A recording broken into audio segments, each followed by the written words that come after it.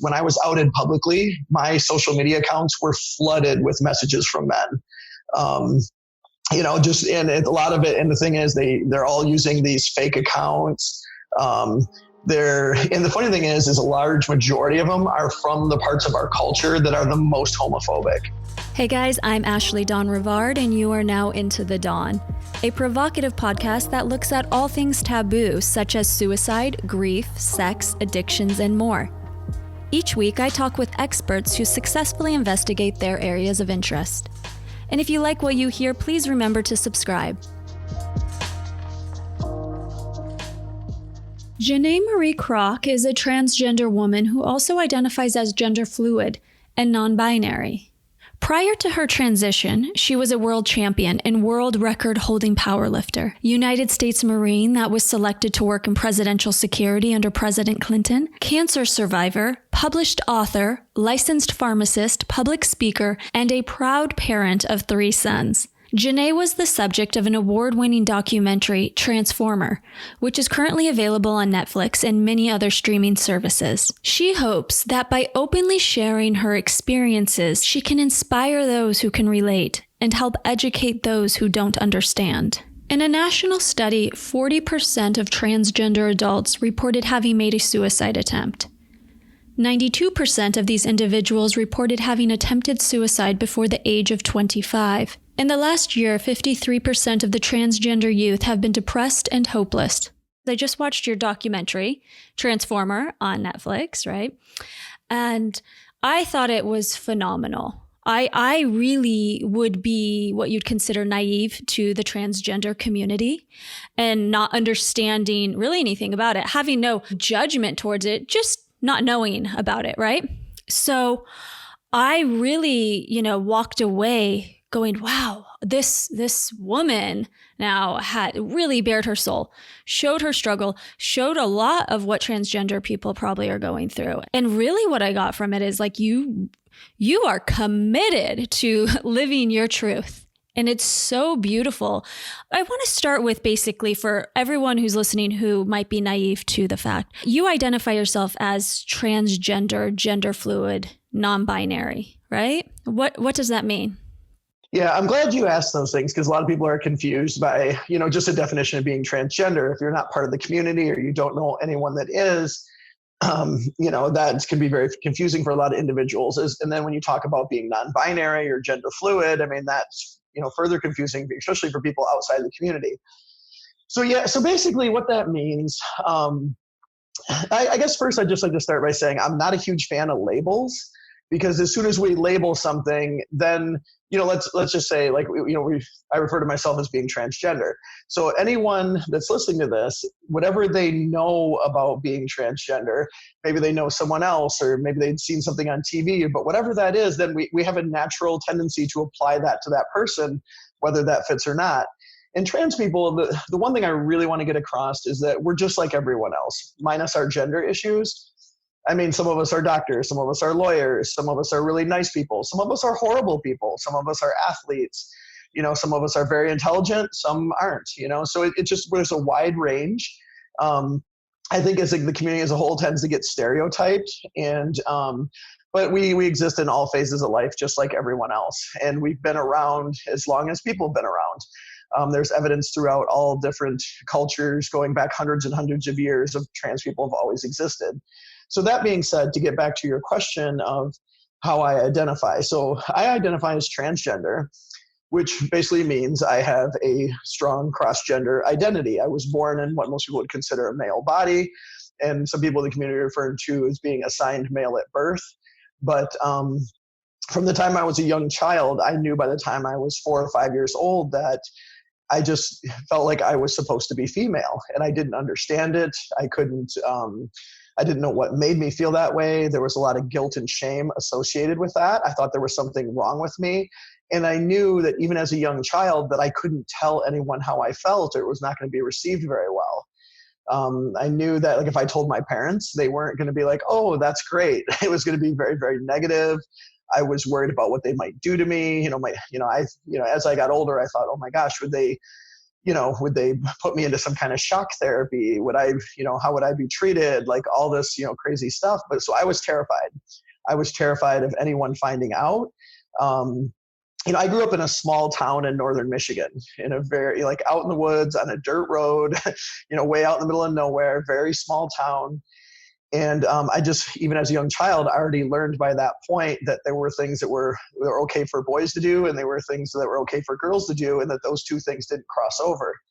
And in that, me being me, if I said anything about how I felt, it was not, the outcome was not going to be good.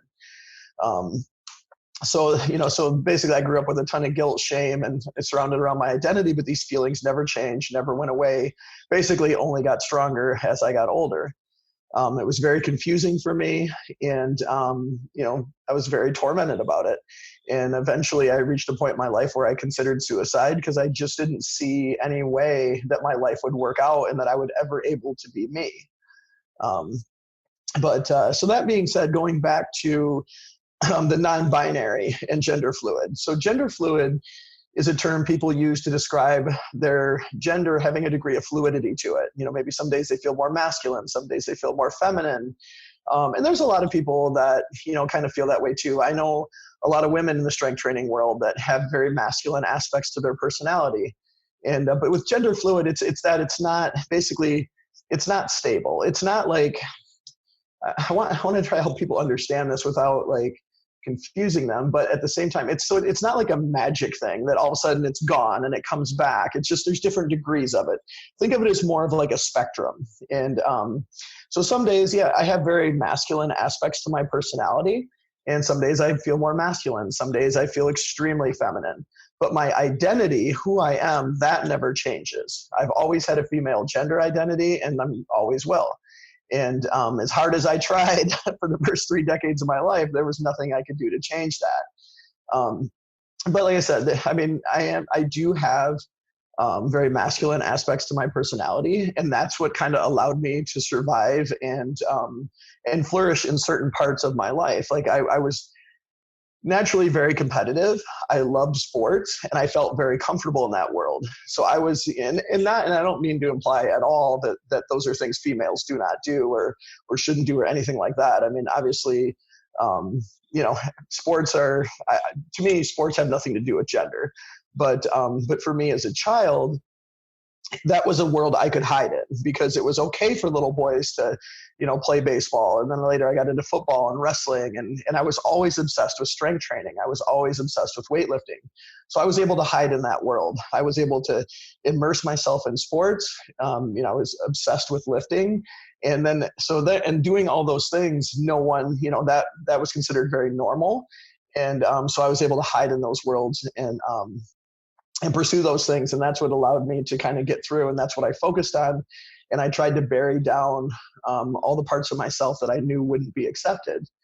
And then getting back to the third part of that question, the non-binary. So non-binary people, essentially what that means. So we have a binary gender system. We have male and we have female. Well, non-binary people feel like they do not fit exclusively in one of those two categories. Some people feel like they're both. Some people feel like neither.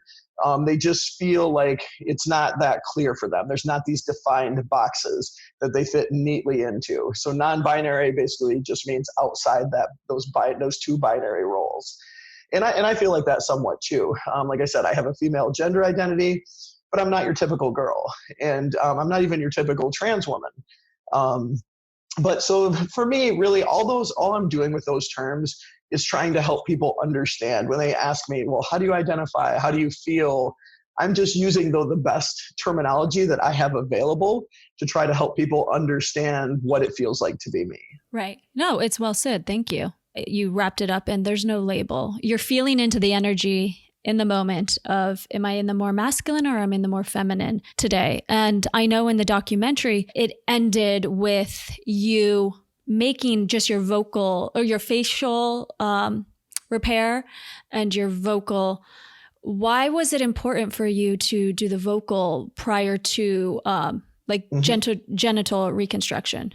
Here's the thing. For me, and everyone's going to feel different. Yeah. Some people, there's certain surgeries for them that really matter more. There's a lot of, for example, I'm still quite muscular. Yeah. I'm nowhere near as big as I used to be, but I'm still very muscular. And there's a lot of trans women that would not feel comfortable that way, as well as cis women that wouldn't feel comfortable and it wouldn't feel feminine to them. For me, the muscles don't make any difference. I don't feel more or less feminine, but there are certain things, like my voice was one of them. Got it. My voice was extremely deep and very masculine. And for me, that's what trans people would refer to as feeling very dysphoric. Like it would cause me a lot of anxiety. It would cause me a lot of stress. And whenever I'd hear myself speak, and just little things too, like talking to people over the phone and constantly being identified as male, that was very hard for me. There's some women, I know some women that have very deep voices and they love it. And that feels very comfortable to them. But for me, it didn't. And the vocal cord surgery helped a lot with that. My voice still isn't as high pitched as I would like it to be, but it's a significant improvement over where it was. So, overall, I'm glad that it made a difference, but, to be honest, I wish it was still more feminine. And there are exercises and stuff I can do to continue to work on those things. Yeah. But for me, the voice has always been a big part of it. And the surgery was very important for me to be able to feel like me. Yeah. And the facial surgery was the other really big thing that really helped. And, but yeah, it's all about, how we're comfortable in our own bodies. And for me, face and the voice were two really big things. And I do plan to have bottom surgery. I'm actually trying to schedule. I've tried to schedule it in the past, and we were actually trying to include it in the documentary, but there was just no way to get it scheduled in time. And unfortunately, the popular surgeons have very long wait lists. The surgeon that I want to see has a 4-year wait list. Oh my God.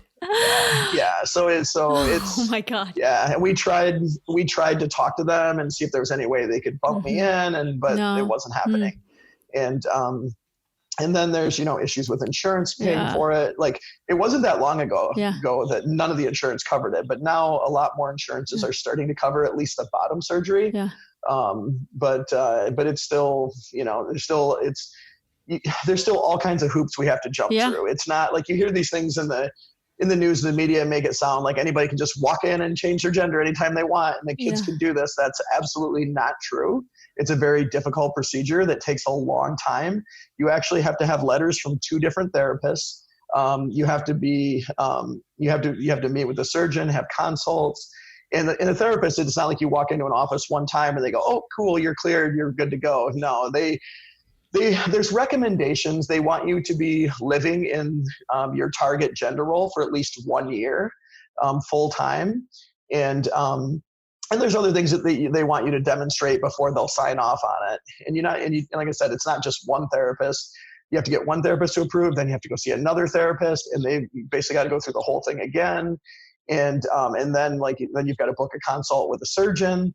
And then usually there's a long waiting list, unless you're, there are some surgeons that are, more new to this that don't have such long waits. But for me, I don't want to go to someone who's has only done a couple of these. I want someone that's got, decades of experience. Absolutely.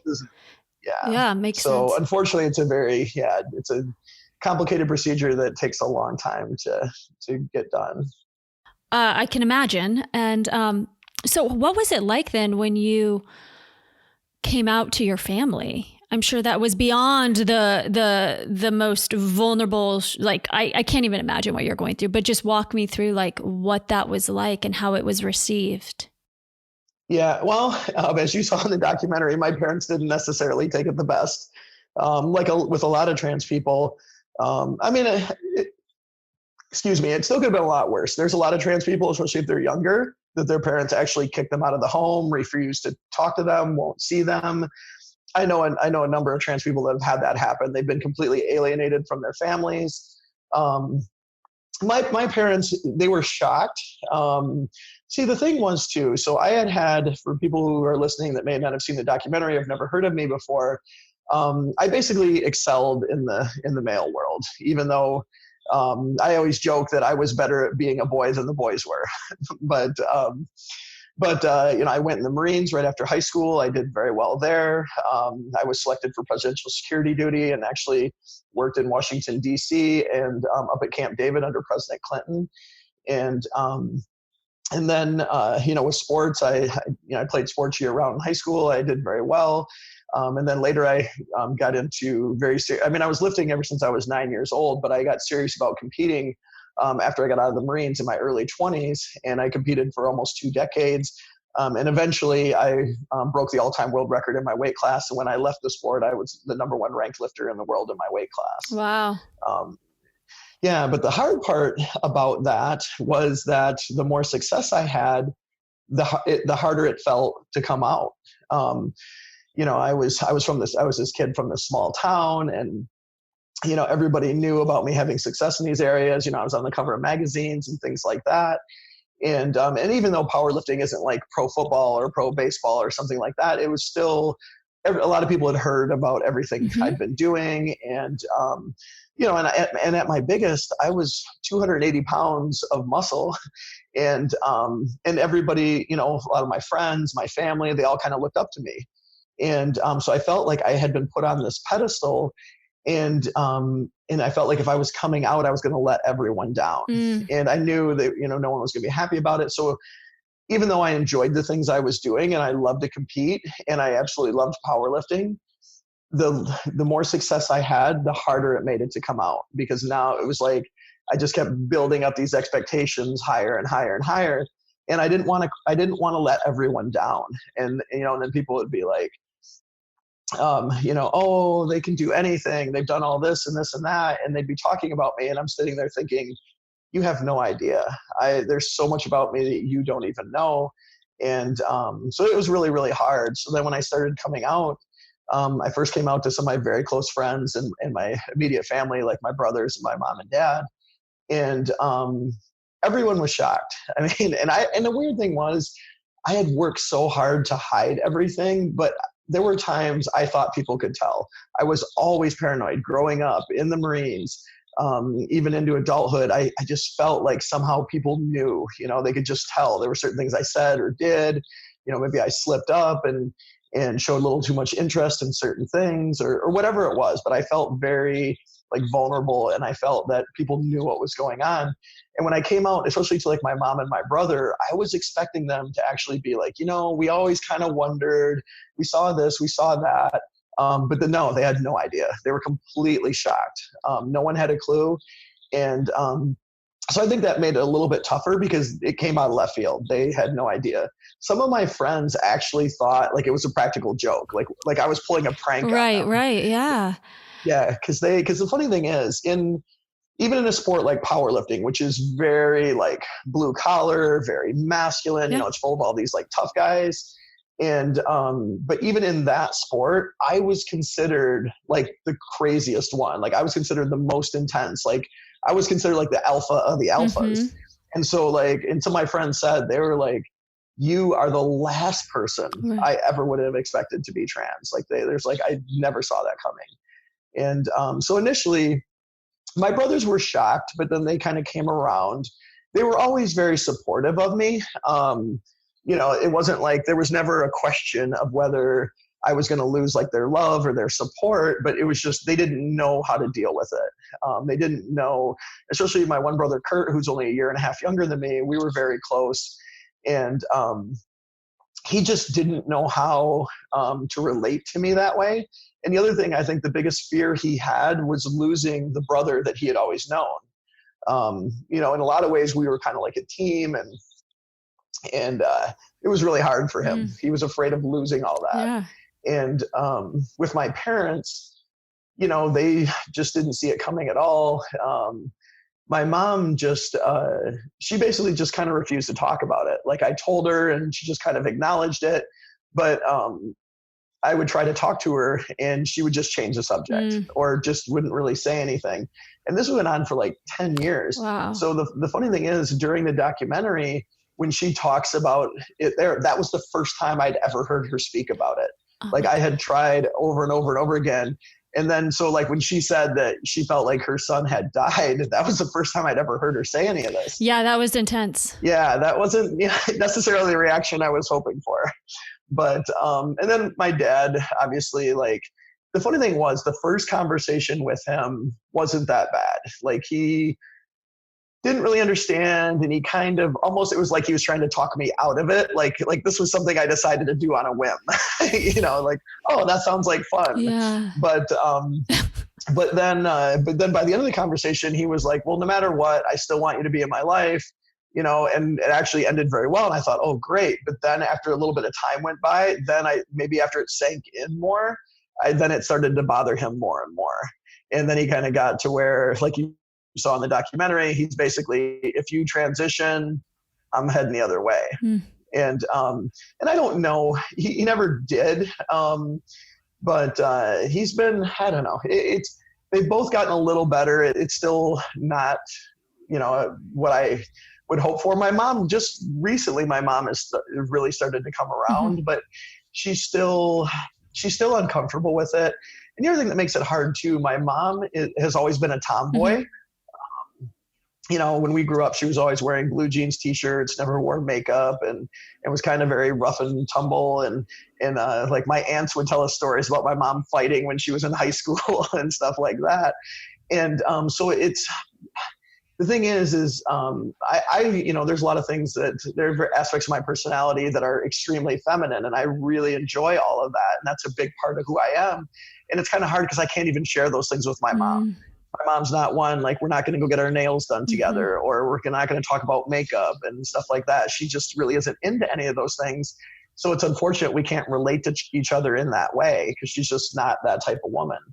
And, but like I said, she's coming around. This was the first year she actually invited me to Thanksgiving, and then she came over to my house for Christmas, which I hadn't been to in about 5 years. And it was one of those things too. It wasn't like she would say, oh, you're not welcome here, don't come. It would be, she would kind of, like, when I would ask about it, she would be like, well, I think I'm going to have something, but I'm not sure when. And then when she decided, she just wouldn't tell me.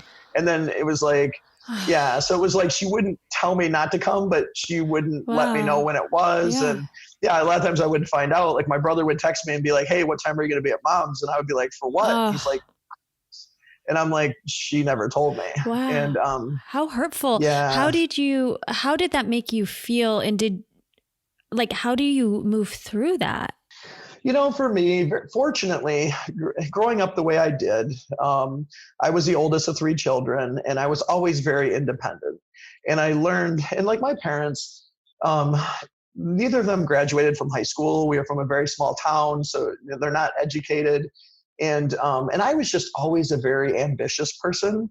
And I just learned from a young age, if I wanted anything, I had to figure out how to do it myself.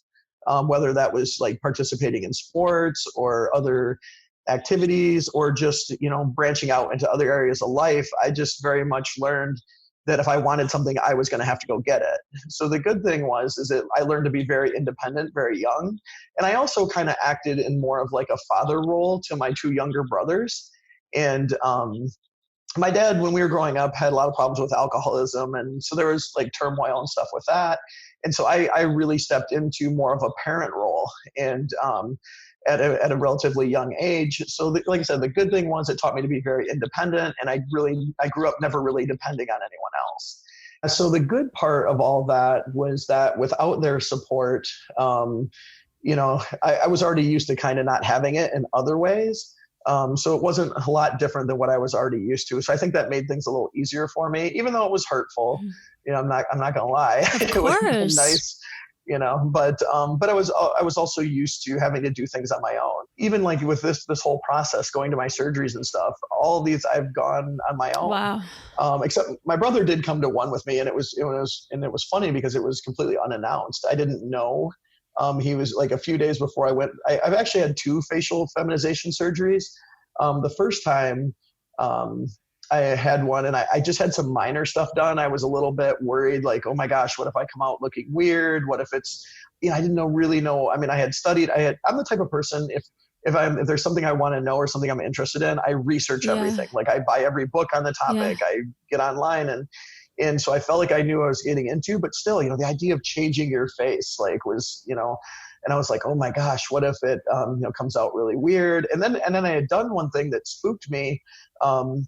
Back then, this is like, when was that? About 10 years ago when I was researching it, maybe even longer than that, 10, 15 years ago.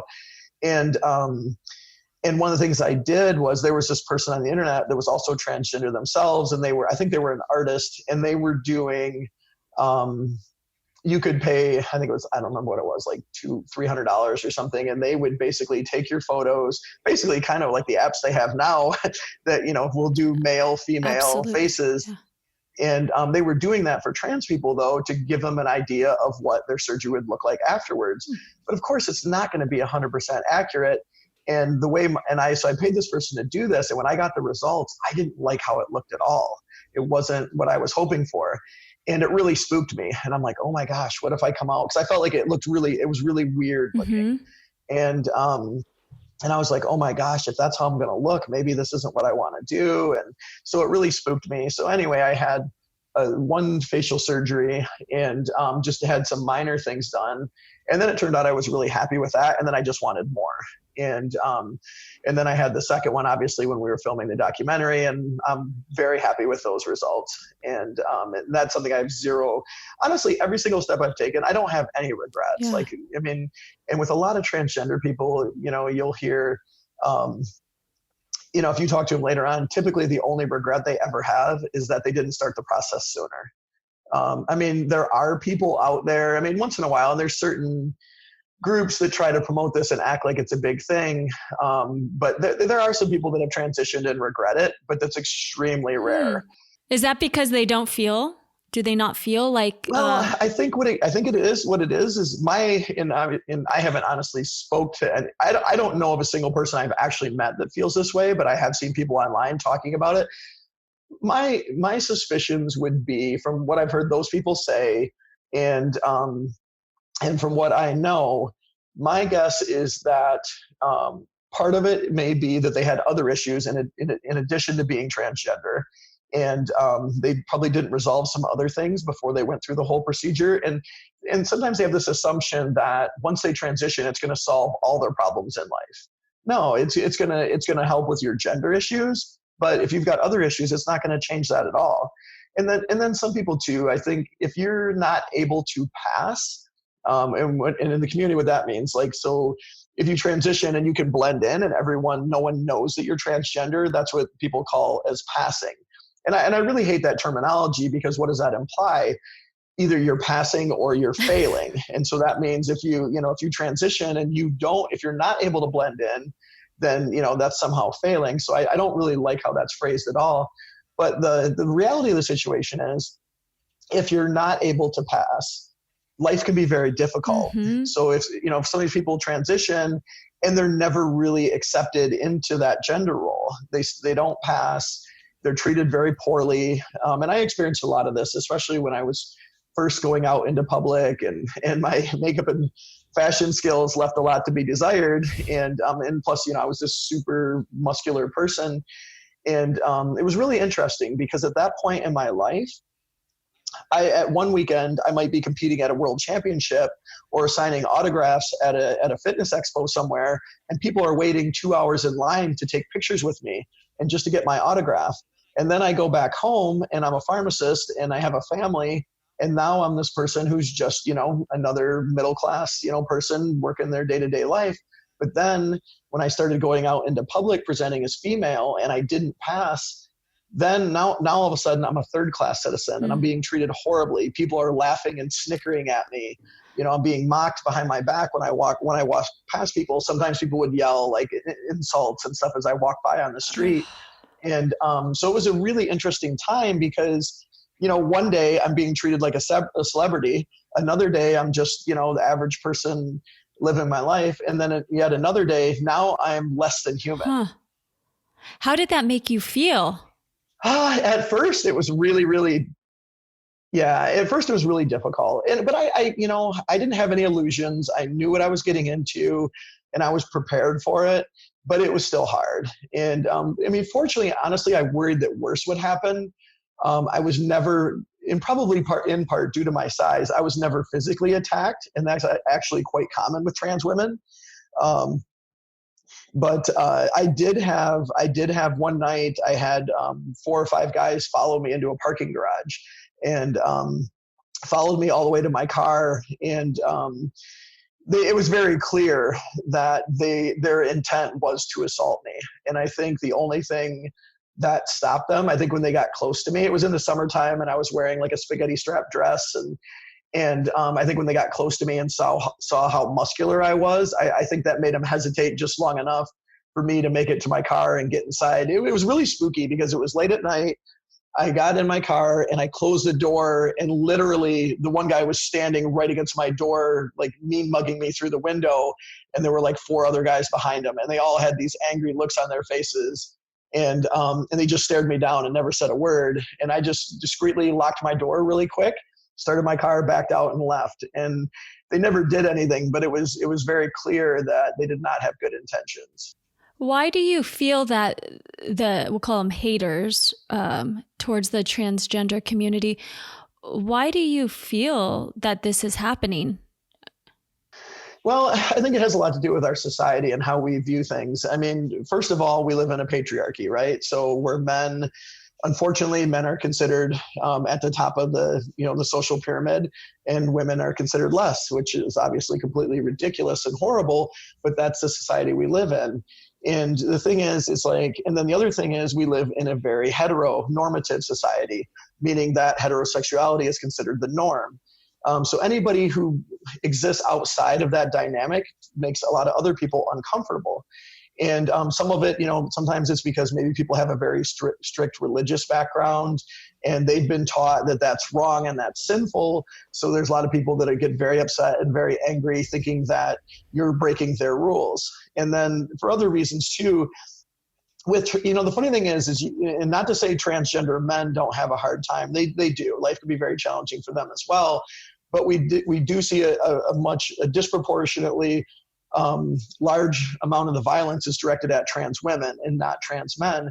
And I think that speaks to 2 things. Number one, homophobia and transphobia, and the fact that, there's this whole idea that trans women are just trying to trick men into sleeping with them, and which is really preposterous. No one would transition solely to, be in a romantic relationship with a certain person.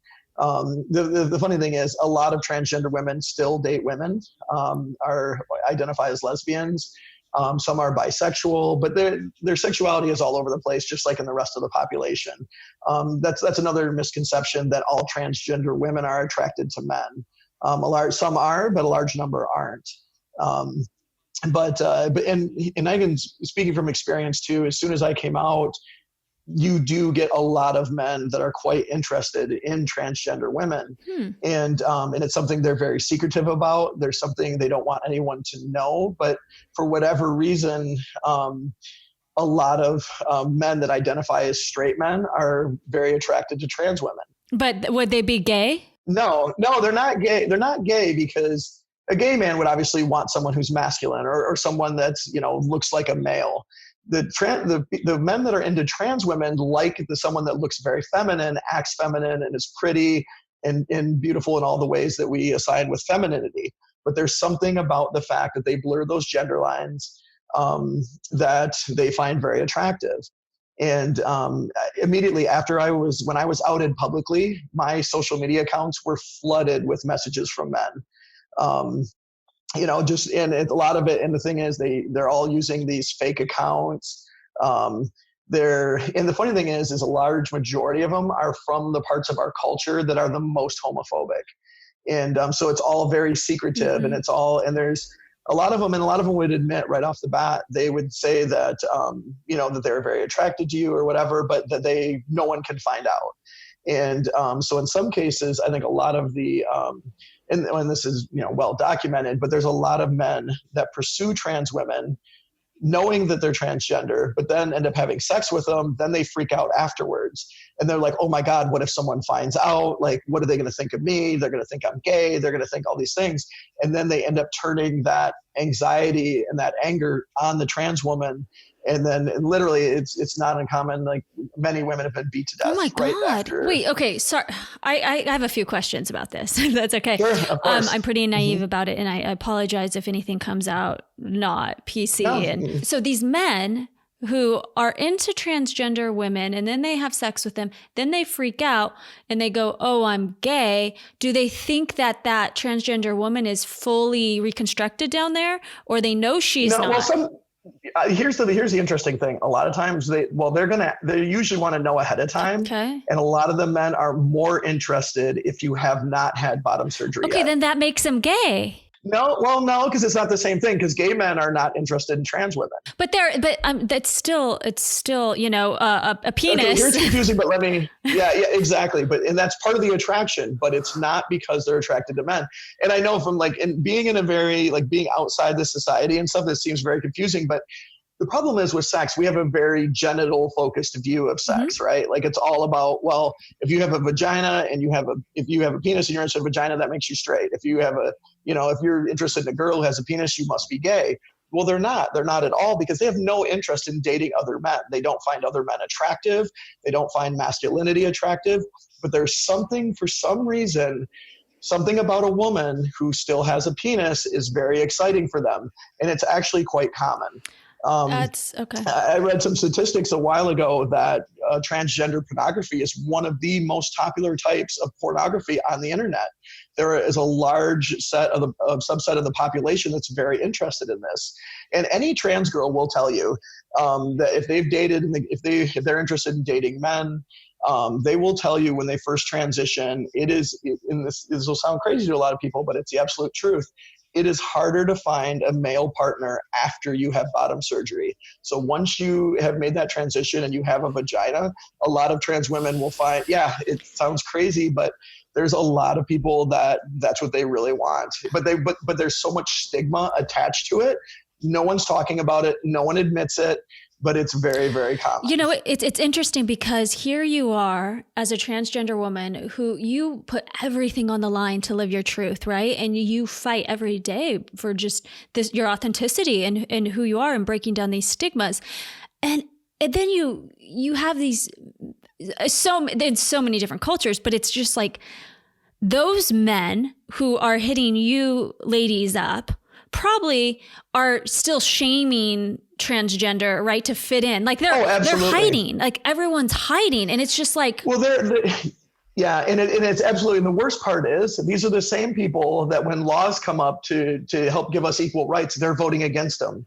They're the same people that are telling their buddies, very prejudiced jokes behind closed doors. They're the same one that if something comes up about transgender women, they're going to mock you and make fun of you and ridicule you. And then yet they're 2 seconds later, they're texting you privately and wanting to meet up. And I've had this conversation. If anybody out there is wondering, I actually have a girlfriend, and I've always been attracted to women and still am. Does that make you a lesbian then? I mean, I don't really worry about definitions. I know there's no labels. Yeah, but I would describe our relationship more of a lesbian relationship, but it's a little, but to be honest, it's a little blurrier than that. Yeah. It's not this clear cut, and neither of us really care about it. But my girlfriend has always dated women since high school. I'm the first trans person she's ever dated. And when we met, she, I don't know if she really even thought about it or whatever, but I think she assumed I was further along in the transition than I actually was at the time. But it had, if she had saw me as a male, she would have not been interested in me at all. But yeah, it's just like I said, we like to act like things are very black and white, and we like to have these strict boxes, like, oh, you're gay or you're straight. But the reality of the situation is almost all these things exist on a spectrum. And I think there are, and don't get me wrong, there are people that are 100% straight, there are people that are 100% gay, but I really think there's a lot, and this is my experience. And from coming out, I've had so many people reach out to me and share these things, and people that I was completely shocked by. I have some of the manliest men you've ever met, like some of the type of guys that everyone would be like, that's a bad dude, you don't mess with him. After I came out, they would reach out to me and tell me that, everything from them having their own gender issues to, they, like one of my good friends who was this 365-pound powerlifter told me that and he'd always been in relationships with women, but that he had a friend from high school that they would meet up every once in a while and have sex. And this was something they'd been doing since high school. And he had no interest in being in a relationship with this person, but there was something that both of them found very satisfying about sharing this intimacy. And I began to realize very quickly like how common this stuff is. And there's so much of it that goes on, but there are so many people hiding it.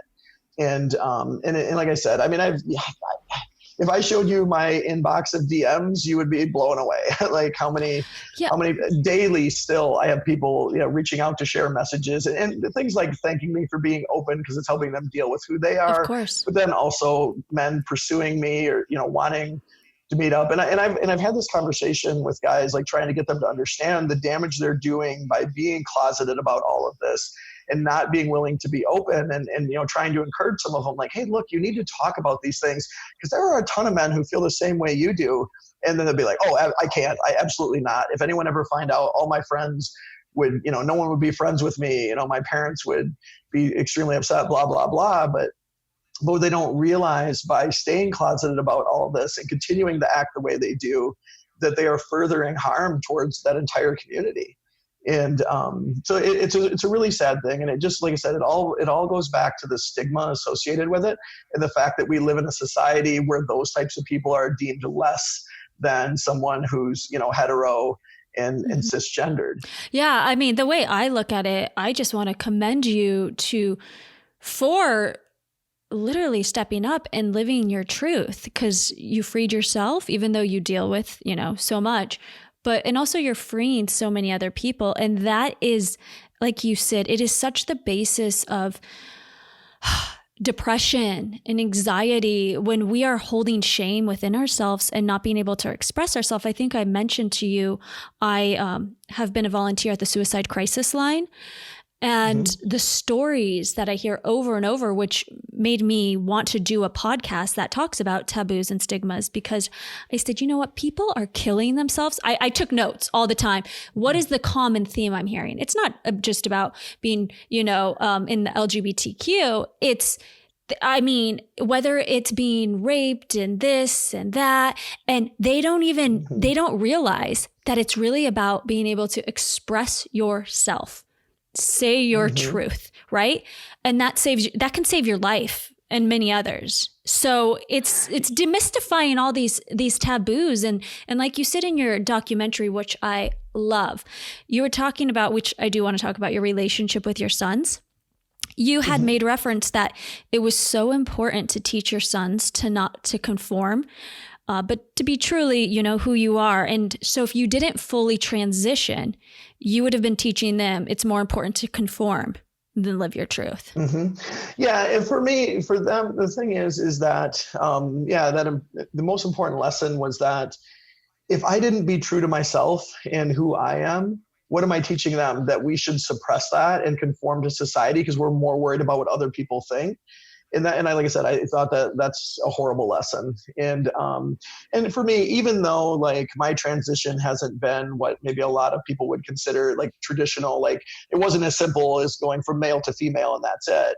And like I said, I'm still very muscular. I don't wear makeup every day.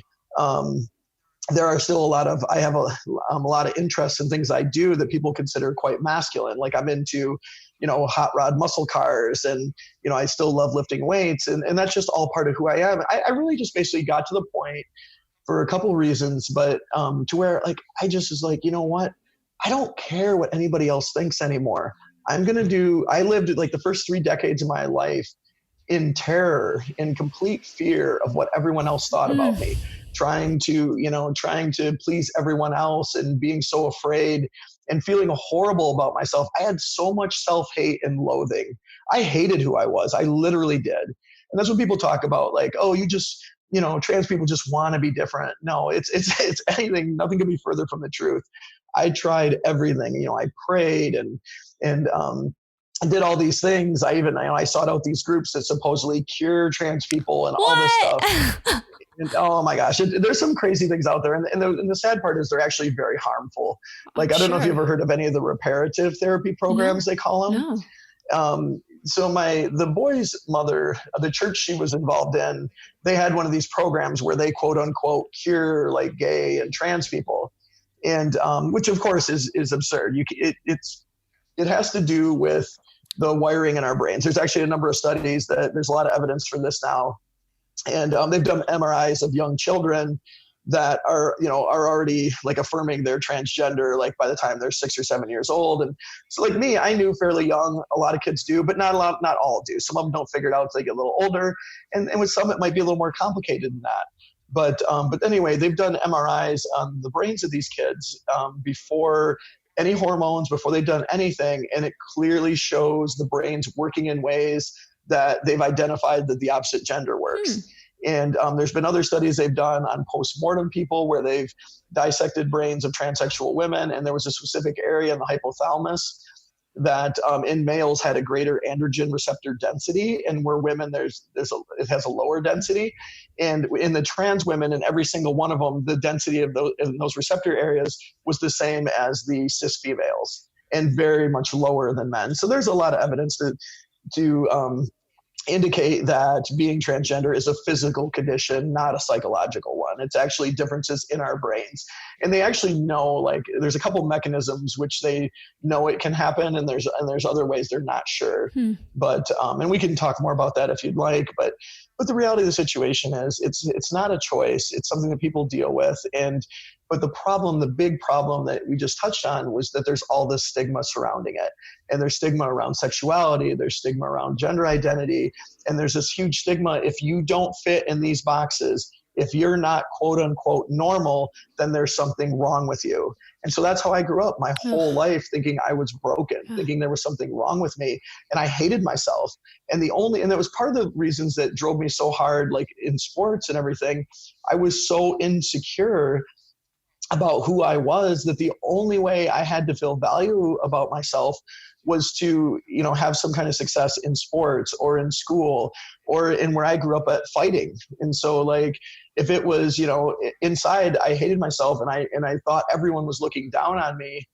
And the only way I had to feel better was I had to beat them at something. If I was better than you at a sport, if I was smarter than you than school, if I could beat you in a fist fight, well, then you couldn't look down on me anymore.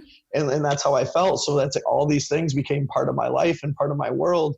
And those were the only things I had to give myself some type of self-worth. Yeah. And it's really like my whole thing is, the whole reason for sharing my story and being as open as I am is I never want anyone to have to go through what I went through. All that self-hatred, all that self-loathing, feeling so alone. Like when I was young, that was pre-internet.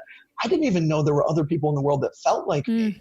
The first time I heard about another transgender person was when I was probably about 11 or 12 years old. Wow. I was homesick from school one day and saw there's a woman named Carolyn Cassie. She was actually a famous model who was in one of the James Bond films back in the 80s. And when she was in the James Bond film, someone who knew who she was from back home outed her. And then she was one of the first really well-known people that was outed as transgender. And then so she ended up writing a book. Well, actually she wrote several books and was talking back in the 80s. She was on all these talk shows talking about it. And I remember the people in the audience just being extremely rude and saying some really ignorant things. And she handled it all with lots of grace. And I was very impressed. But I remember sitting there on the couch at home watching this and just being glued to the TV and being like, oh my God, I didn't even know this was possible. And, but then I still, even at that age though, I was still too terrified to admit to myself that I was like her. I was like, well, cause she was this, gorgeous model and extremely feminine. And, and I, here I was this athlete. And the other thing was too, between being into sports and being attracted to girls, that was enough for me to keep convincing myself that I wasn't trans. Because all the transgender women that I had heard about were very stereotypically feminine and were also attracted to men. So I'm like, well, I like girls and I like sports. I'm quote unquote okay. I'm normal. But in the meantime, and looking back throughout my life, there were signposts all along the way. Yeah. I didn't go to any dances in high school. I didn't, I never went to a prom. I never went to Christmas dance because the idea of having to wear a tux and play that role was so uncomfortable for me that I just couldn't even do it. Yeah, and at the time, I didn't know exactly what the problem was, but I just remember it filled me with anxiety like nothing else, and I just avoided it like at all costs. And, because I wanted to be the one in the dress and the one getting, putting my makeup on and all that kind of stuff. And I knew there was no way. I can't tell anyone that. I can't, and back then, if I would have tried to do something like that, oh my gosh, I would have got the crap beat out of me. I know. It wasn't even an option. So when you go through those moments of deep shame and unworthiness, what do you do to shift out of that, to keep going, to find your center and know that, you are worthy of being who you are and using your voice? Yeah, well, that was a long process. It wasn't something I came to overnight. But one of the things I always remind myself of, and when I meet other people that are in the places where I've been, one of the first things I try to get them to understand is, look, just because someone else doesn't understand you, it doesn't mean there's something wrong with you. If they lack the ability to understand you, that's their problem. It's not yours. So and that's one thing, like, to keep centered, just because, and even, I love that. 99.9% of the time I'm totally good with everything, but there's instances I'll be out in public and maybe someone will give me a disgusted look and, or say a certain thing. And I don't even know. And at this point, I don't even know if they're reading me as trans or if it's just because they think I'm a big muscular woman and they don't approve of that. Because muscular women get a really hard time too. And, but, every once in a while, somebody will do or say something, or, and on the internet, obviously, there's tons of trolls and haters, and they'll post and say all kinds of things. And like I said, 99% of the time, I do a very good job with it. It doesn't bother me one bit. But every once in a while, someone will say something or do something that just hits those sensitive spots just right. It'll kind of stir up some of those old feelings. And then I've just got to go back and remind myself, no, hey, look, that's their problem. It's not yours. And then I just remind myself all the ways that I am valuable and all the things that are important and all the people that love me. Yeah. And, but yeah, it's really important to love who we are, no matter what that is. And it's not an easy thing to do. I mean, it sounds so simple, and especially there's a lot of women that struggle with this because there's so much pressure on women from such a young age. By the time they're young girls, they're already being told, don't eat that, don't do this. You need to look a certain way. And so much of your value is placed on your looks and all these things. And so many of us grow up with all these issues. And then even for guys, oh, you're not tough enough, don't show emotion, you can't cry. And so many of us go through our whole lives and it's terrible because it's passed down from generation to generation. And whether it's a father putting all this pressure on their sons to be a real man or a mother pressuring her own daughters about what a woman is, it's just so many of us grow up like feeling broken and feeling like there's something wrong with us and we're not good enough. Yeah. And the reality is people are extremely complex. Yeah. We're all different and that's okay. Yeah. We shouldn't have to fit in a box. We don't. And trying to force everyone to be the same is just going to make for tons and tons of miserable Absolutely. People. And I look at, I feel your struggle being transgender, even though people might not look like you do or know what the transgender experience is, I think we can all relate if we, take off the labels and the black and white of what we've been taught or what we see versus going, oh, wow, we're just alike. We have the same struggles. We all want to be lovable. We all have self-hatred in certain areas. We all have an issue with being comfortable on our skin. These are just, this is like a human experience. Right. Exactly. Yeah. And I really think too, and that's what I've really realized. I think you hit the nail on the head. We all feel that way. And in one way or another, there's, I think every single person has something about themselves they wishes was different. And for some of us, it's like in the trans community, or especially with trans women, it's always not feeling feminine enough or not feeling pretty enough. But it's funny because you'll see these girls that are drop dead gorgeous and you're thinking, oh my God, she must feel so good about how she looks and everything. And no, you talk to her and really get to know her. She's got issues too. There's certain things she doesn't like about her body, or maybe there's other things in her life that she's not happy with, but we all have insecurities. We all have, we all have our things. And then, like I said, for me, it's just, I want people to, if there's one thing that they can take from my story is that just be true to yourself, love yourself, and that happiness will come from loving and embracing who you are, not fighting against it. Yeah. And then the other thing is just to treat other people like they want to be treated. I want people to understand that some of the most meaningful messages I get or two types, either like, especially from kids, like that are where I was when I was growing up, and those like really touch me. And then I'll try not to get choked up, yeah. and then from parents reaching out to me and thanking me because they helped them understand their own children. And I love that. I've had dads, contact me and thank me and say that they were basically going to kick their child out of their house and disown them and all this stuff. And then after hearing about my story, or people that had followed me, like some of these guys were fans of mine when I was, still a competitive powerlifter, and it made them like kind of take a step back and reevaluate everything because I was someone they looked up to. And so those kind of things, mean the most to me. And that's what I hope to achieve, is just to get people to understand, like, we're not all the same, and that's okay. And but our hearts are all the same, Exactly. Yeah. So my last question I have is, how big is the trans community? Like, how many people out there do you think are still hiding? Or how many do you feel are hiding? And I know this is like a hard to probably pinpoint, and then how big in the United States would you say is the trans community? Yeah, that's one thing. I'm glad you brought that up, and that's a difficult question because we have no idea. Because the thing is that, and there's two big problems with the trans community and trying to put a number on things, because we have a huge part of the community that transitions and then disappears. Because life is so difficult for out trans people, and it's slowly getting better and better.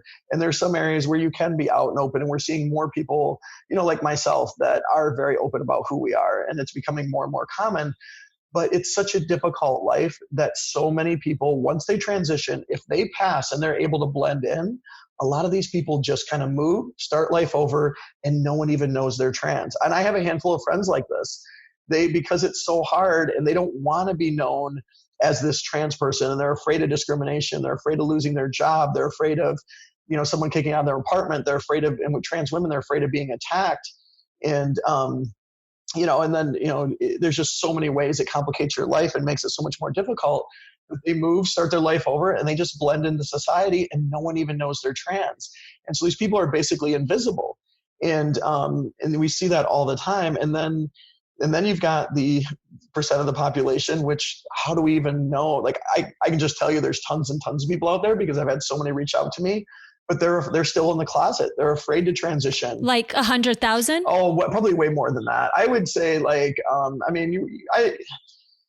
there's estimates that it's like somewhere between 1 and as much as 5% of the population. I mean, so you're literally talking about millions and millions of people. I would, it's so hard to say. We really don't know. It's the same thing with the LGBT community. As much as many people are out now, as many lesbians and gay men are out, there's a ton more. There's probably multiple times that still in the closet. So we don't really know. But literally, absolutely millions of people. And then there's also another whole subset of people we haven't even talked about is like the intersex community. There's all these people that are born with conditions where they're basically in between genders, and they're invisible. Nobody talks about it. Nobody knows about it. And there are literally millions of them as well. And like bisexual? No, people that are actually like conditions like you've probably never heard of any of these, but Klinefelter syndrome. One of my trans friends actually has that. So most people know that like a male has an X and a Y chromosome, and then women have two X's. Well, Klinefelters, they actually have a Y chromosome, but then they also have two X's, sometimes three X's or more. So they actually have like male and female DNA. And but the thing is, and then there's like androgen insensity syndrome, which are people that are have XY DNA, but they are born with a vagina, are raised as women, are treated as women, and most of them identify as women. And then when they hit puberty, they don't even find any of this out. Usually what happens, they hit puberty and they don't menstruate. So then by the time the girl's 14, 15, 16, going to the doctor and saying, hey, I've never had my period yet. They go in there and they find out she has a vagina, she's developing breasts, but she does not have ovaries, she does not have a uterus. She has two undescended testes that never really developed and are up inside her stomach. And there's a lot of people that, like I said, there was one study that was done, and they looked at hospital records over like a 20-year period. And they estimated that somewhere in the nature of 1% of the population is like this. And the reason why no one knows this, or very few people do, and it's very not talked about, what happens when one of these children is born. I mean, sometimes they have, depending on the condition, and those are only 2 conditions I mentioned. There's a whole bunch that fall under this, intersex category. The thing is that if they have ambiguous genitalia, like they're born and maybe they have, they kind of have a vagina, or they have a very undeveloped penis, and when they're born, they look at them and they're not really, they're kind of in between. Well, the first thing they do, the doctors run a bunch of tests on them, and they try to decide which gender they're closer to. And then they go to the parents and say, hey, this is what's going on with your child.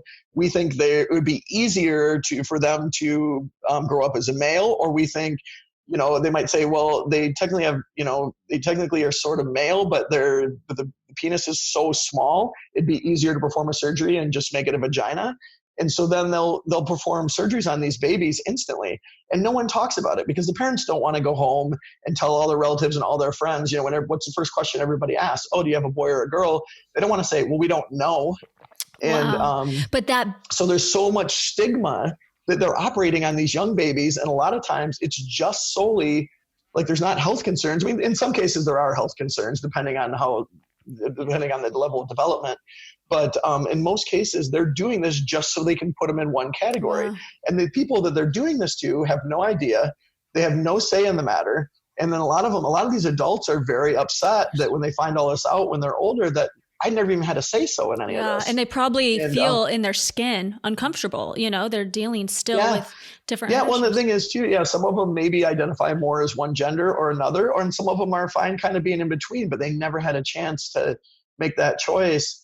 And so that's another part of the population that's basically invisible. Wow. And Thank you for sharing that. That is, that's interesting. Very interesting. I really appreciate everything you shared, because when after watching the documentary and, watching videos on you, researching you, I felt like consciously or unconsciously, she kind of came down to the planet, and maybe transgenders do, I feel. And you came in and you're like, oh, hey guys, I'm going to ruffle some feathers. I'm going to change my gender, make people uncomfortable, but it's only to shine a mirror in your face to say, hey, I'm just showing you where you're hiding, let's step it up here, people. That's how I see you. And I'm just so grateful that you chose to live your truth, because again, it's just, that's how we heal suffering. Bottom line, it's not easy, but that's how we heal it. And your story matters. And I hope people, follow you. And where can people connect with you? Okay. So social media, everybody's at, and Instagram, Facebook, Twitter, and I have a new YouTube channel where I'm actually doing a lot of videos speaking about all these kind of topics and other things related to the trans community. And some of it just related to people in general, like struggling to be themselves or to have confidence in who they are. But you'll find that all under, for anyone who's interested, it's Janae, Janae, Marie, and then Kroc, which is the first 4 letters of my last name, but with a K, Kroc. So if anyone wants to find me on Instagram, Facebook, YouTube, if they just search that, they shouldn't have too much trouble finding me. And then I also have a website, janaekroc.com. And I speak at events all over the country, and women's conferences, transgender conferences, high schools, universities, you can find me everywhere. Awesome. Yeah. And, but yeah, I really love meeting people. If people want to reach out to me and share their stories or, come say hi, I would love that. Oh, that's so nice. So thank you so much. I appreciate it. Thank you so much for having me on and giving me the opportunity to share my story. I really appreciate it. That's it for today's podcast. Thank you so much for taking the time to listen today. Please let me know what you think. Leave a comment, share, and we'll be back next week with a new episode.